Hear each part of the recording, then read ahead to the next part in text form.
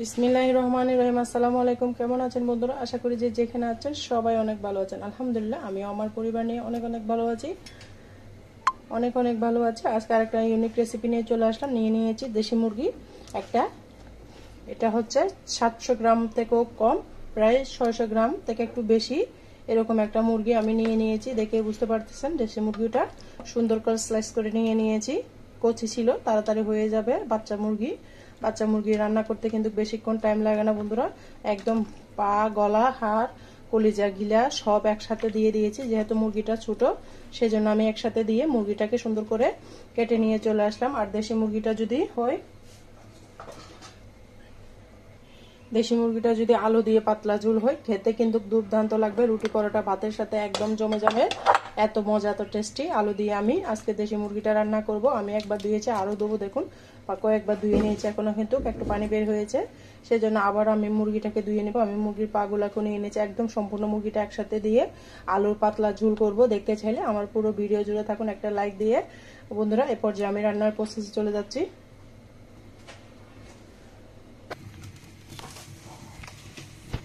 বন্ধুরা একটা পাতিল বসিয়ে দিয়েছি। দেশি মুরগিটা কিন্তু ভাজা ভাজা করে রান্না করলে ভালো লাগে না, আমি কষিয়ে রান্না করব, খেতে কিন্তু দুর্দান্ত লাগবে। এভাবে কষিয়ে দেশি মুরগিটা রান্না করলে খেতে অসাধারণ। দিয়ে দিয়েছি আমি তেল দিয়ে দিয়েছি। তারপর দিয়ে দিব আমি এখানে পেঁয়াজ দিয়েছি 4টা মিডিয়াম সাইজের পেঁয়াজ। দেশি মুরগিটা কিন্তু এমনি অল্প মশলা দিয়ে রান্না করলে খেতে ভালো লাগে। দেশি মুরগির কিন্তু স্বাদই আলাদা বন্ধুরা। আমরা ব্রয়লার মুরগি খাই, যেহেতু দেশি মুরগির দাম প্রচুর, সেই জন্য ব্রয়লার মুরগি দিয়ে আমরা মুরগির তৃপ্তিটা মেটাই, কিন্তু দেশি মুরগির স্বাদই আলাদা। পেঁয়াজটাকে আমি বেরেস্তা করে নিব। আমি সম্পূর্ণ ঘরোয়া মশলা দিয়ে দেশি মুরগিটা রান্না করব, কোনো দোকানের মশলা দিয়ে রান্না করব না। এইভাবে ঘরোয়া মশলা দিয়ে দেশি মুরগিটা রান্না করলে অপূর্ব মজা হয়। আমার তো বেশ ভালো লাগে, আপনাদের কেমন লাগে অবশ্যই বলবেন। তাই বন্ধুরা ভিডিওটা স্কিপ করবেন না। আমি কিভাবে দেশি মুরগিটা রান্না করতেছি অবশ্যই দেখতে চাইলে পুরো ভিডিও জুড়ে থাকতে হবে। পেঁয়াজটাকে আমি সুন্দর করে বেরেস্তা করে নিব। আর যারা এখনো পর্যন্ত একটা লাইক দিতে ভুলে গিয়েছেন, প্রিয় অপর ভাইয়ের অবশ্যই একটা লাইক দিবেন আর আমাকে সামনে দিকে এগিয়ে যেতে সহযোগিতা করবেন। আর যারা আমার চ্যানেলে নতুন ভিজিট করেছেন অবশ্যই সাবস্ক্রাইব করে একটা কমেন্টস রেখে যাবেন, যেহেতু আমরা ইউটিউবে কাজ করতে যেন আপনাদের পরিবারে ঘুরে আসতে পারি, সেই জন্য একটা কমেন্টস রাখবেন। অফ ক্যামেরা আমি পেঁয়াজগুলোকে বেরেস্তা করে নিচ্ছি বন্ধুরা। দেখুন বন্ধুরা পেঁয়াজটা আমার বেরেস্তা হয়ে গিয়েছে। এখান থেকে আমি কিছু পেঁয়াজ উঠিয়ে রাখবো, পানি ছিল সেই জন্য থেকে আমি কিছু বেরেস্তা উঠিয়ে রাখতেছি।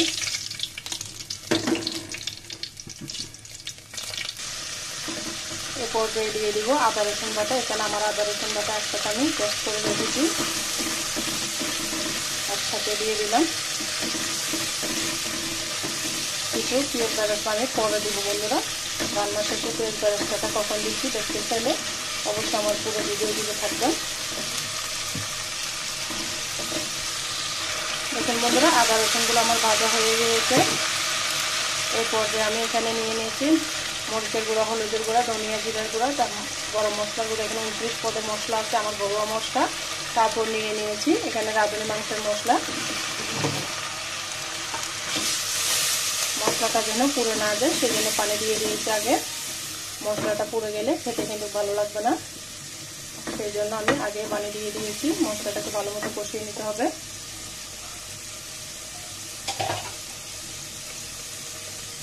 আজকের মাংসটা কোনো ভাজাভাজি নেই, শুধু এইভাবে কষিয়ে রান্না করব। দেশি মুরগিটা ভাজাভুজি করলে কিন্তু ভালো লাগে না। আপনারা চাইলে ভেজে রান্না করতে পারেন, তবে আমি সাজেস্ট করব দেশি মুরগিটা এভাবে কষিয়ে রান্না করার জন্য। এভাবে কষিয়ে দেশি মুরগি রান্না করলে খেতে কিন্তু দুর্দান্ত লাগে। এই পর্যায়ে মশলাটা কষানোর জন্য আমি ঢাকনা দিয়ে ঢেকে দিব। বন্ধুরা এই পর্যায়ে আমি দিয়ে দিব কিছু গরম মশলা। এখানে নিয়েছি এলাচ, লবঙ্গ, তারপর নিয়েছি দারচিনি, তেজপাতা। দিয়ে ঢাকনা দিয়ে আবারও ঢেকে দিব। মশলাটা তেল ওঠা পর্যন্ত কষিয়ে নিতে হবে।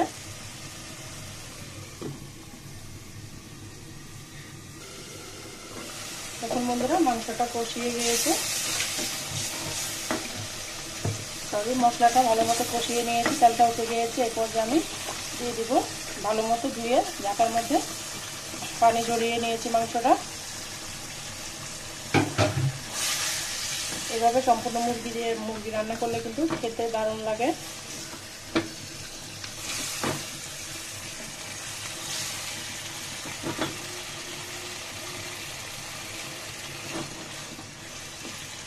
চুলার আগুনটা এ পর্যায়ে আমি কমিয়ে দিয়েছি, কমিয়ে দিয়ে ঢাকনা দিয়ে রেখে দেবো 5 মিনিটের জন্য, মাংসটা যেন কষিয়ে যায় ভালো করে। তারপরে আলুটা অ্যাড করবো আর মাংসটাকে ভালো মতো কষিয়ে নিব। ঢাকনা দিয়ে ঢেকে দিলাম।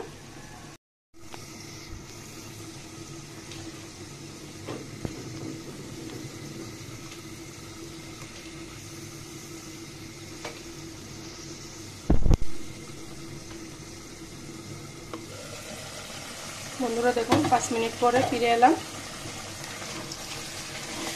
এইভাবে কষিয়ে রান্না করলে যে কোনো মাংস, দেশি মুরগি না ব্রয়লার মুরগিও কিন্তু মজা হবে। আমি সেই প্রসেসে দেখাচ্ছি। সেই প্রসেসে যদি আপনারা মুরগিটা রান্না করে নেন, যে কোনো মুরগির স্বাদ এভাবে বেড়ে যাবে দ্বিগুণ।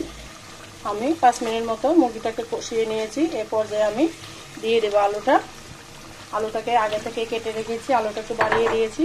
দেশি মুরগির মধ্যে আলুটা বাড়তে দিলে খেতে কিন্তু ভালো লাগে।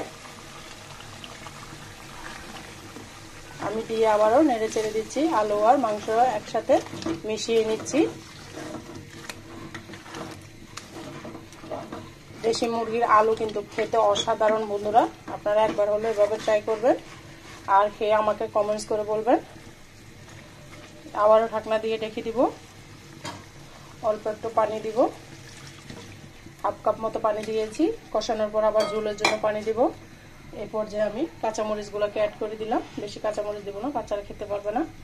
অল্প করে দিয়েছি, কুচি করে দিয়েছি বন্ধুরা। টাকা দিয়ে কিনে আনি যেন ফেলেতে না হয়, সেই জন্য আমি কাঁচামরিচগুলোকে সবসময় এভাবে স্লাইস করে দিয়ে দিই, যেন ভাতের সাথে মেখে খাওয়া যায়। কারণ টাকা দিয়ে কিনে এনে জিনিসটা ফেলে দিলে তো কেমন লাগে, সেই জন্য অপচয় করতে ভালো লাগে না। তাই আমি সুন্দর করে এইভাবে স্লাইস করে দিই। আপনারা চাইলে এই পদ্ধতিটা ফলো করতে পারেন। দিয়ে আমি ঢাকনা দিয়ে রেখে দিলাম সিদ্ধ হওয়ার জন্য। কষানোর পরে ফিরে আসতেছি 5-7 মিনিট পরে। বন্ধুরা প্রায় 10 মিনিট পর আমি ফিরে এলাম। দেখুন চুলার আগুনটা কিন্তু মিডিয়াম করে রেখেছিলাম। যে ঝোলটা দিয়েছি সেটাও কমে গিয়েছে। এই পর্যায়ে আমি দিয়ে দিব ঝোলের জন্য পানি। আমার মাংসটা সিদ্ধ হয়ে গিয়েছে, দেখে বুঝতে পারতেছেন।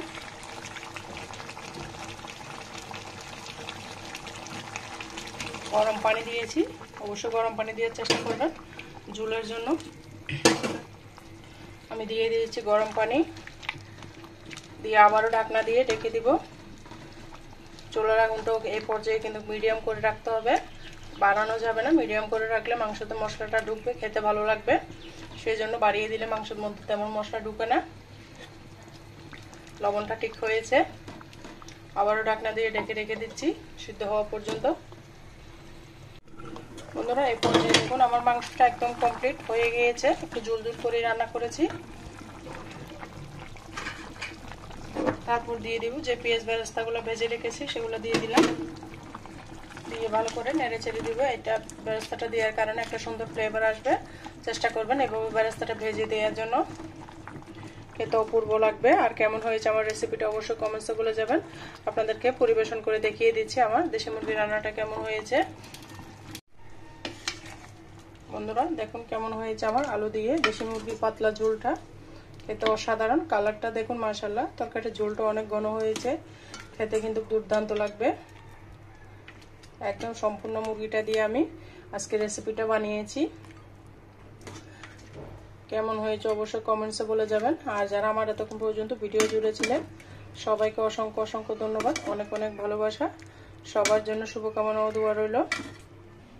দেখুন বন্ধুরা আমার দেশি মুরগির ঝোলটা কেমন হয়েছে অবশ্যই কমেন্টসে বলবেন। আর এতক্ষণ পর্যন্ত যারা আমার ভিডিও জুড়ে ছিলেন সবাইকে অসংখ্য ধন্যবাদ, অনেক অনেক ভালোবাসা। সবার জন্য শুভকামনা ও দোয়া রইল। আল্লাহ হাফেজ, আসসালামু আলাইকুম।